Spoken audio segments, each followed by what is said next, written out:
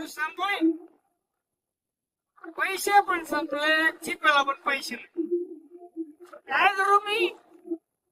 काय करू? एक काम करतो, या खाडीमध्ये जाऊन चिवट